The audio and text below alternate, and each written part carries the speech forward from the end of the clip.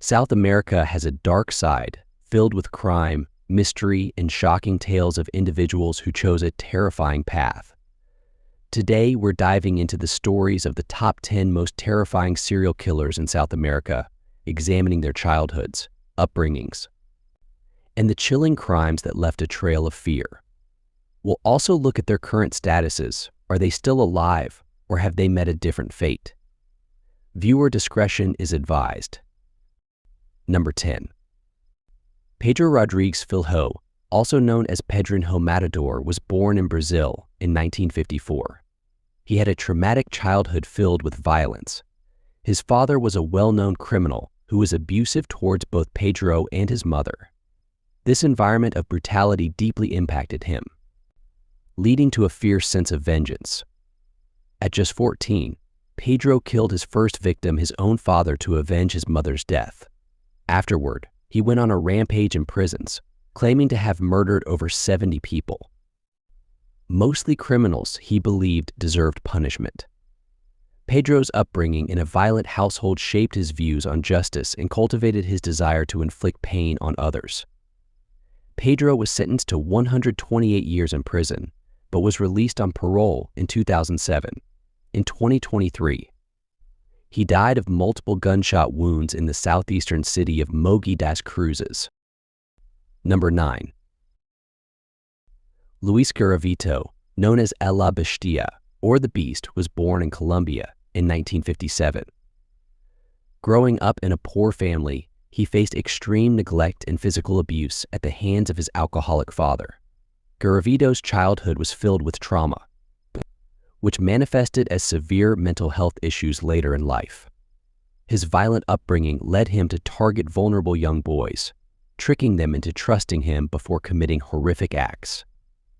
Garavito confessed to murdering at least 140 boys across Colombia, Ecuador, and Venezuela, with many bodies never being found. His methods were methodical and chilling, leaving a lasting scar on the collective consciousness of South America. As of 2023, Garavito had since been diagnosed with cancer in an eye and leukemia. Garavito died at a hospital in Valledupar on 12 October 2023, at the age of 66. Number 8. Daniel Camargo Barboso was born in 1930 in Colombia. His early years were marred by emotional neglect, especially after his mother passed away when he was very young. Raised in a harsh environment, he was subjected to severe punishment by his father. Camargo's childhood traumas led him to become a predator, targeting young girls in both Colombia and Ecuador. His methods were brutal. He confessed to killing over 150 girls, often luring them under false pretenses. His chilling confessions and the sheer number of his victims shocked authorities and communities across 2 countries. Camargo was arrested in 1974 and sentenced to 16 years in prison. However, he was released after serving only 11 years. He was later arrested again for the murder of a young girl in Ecuador, but died in prison in 1994. Number 7. Pedro Alonso Lopez, known as the Monster of the Andes, was born into poverty in Colombia in 1948. His upbringing was characterized by neglect and abuse. His mother reportedly tried to sell him as a child, and he was raised in an environment rife with violence. After experiencing severe emotional trauma, Lopez developed a pathological desire to kill, claiming that voices compelled him to do so. Over the course of his murderous spree across Colombia, Ecuador, and Peru, he confessed to murdering more than 300 young girls. His cold and calculated approach to killing, as well as the sheer number of victims, led to widespread fear and ultimately a 16-year prison sentence. In 1994, Lopez was released after serving just 14 years in prison due to a lack of evidence. He disappeared after his release, and his current whereabouts remain unknown. Number 6. Juana Barraza. Although Juana Barraza is Mexican, her actions sent shockwaves throughout Latin America. Born in 1957, her childhood was filled with trauma. Her mother was abusive and would often force Juana to sell oranges on the street, leading to feelings of neglect and anger. she turned to wrestling as a form of empowerment, adopting the persona La Dama del Silencio. However, her rage against elderly women, whom she felt represented her past, drove her to commit a series of murders.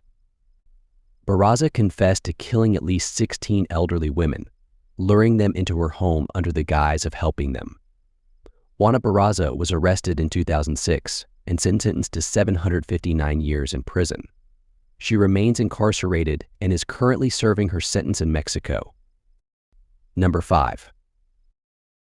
Francisco das Chagas was born in 1959 in Brazil, and his childhood was marked by severe poverty and neglect.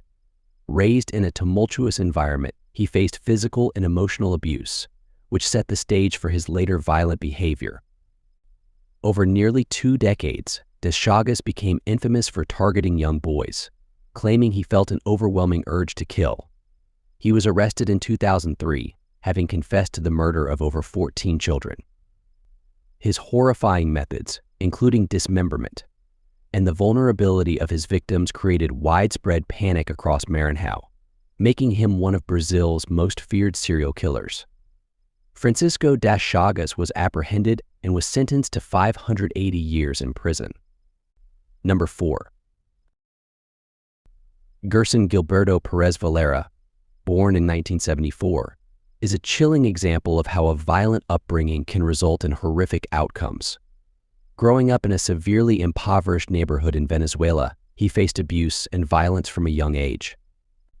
This background likely influenced his choice of victims, women and children whom he believed were easy targets. Valera was apprehended in 2008 after a series of gruesome murders that left communities terrified. His life of crime was a tragic reflection of his upbringing, and he ultimately claimed several lives before being caught.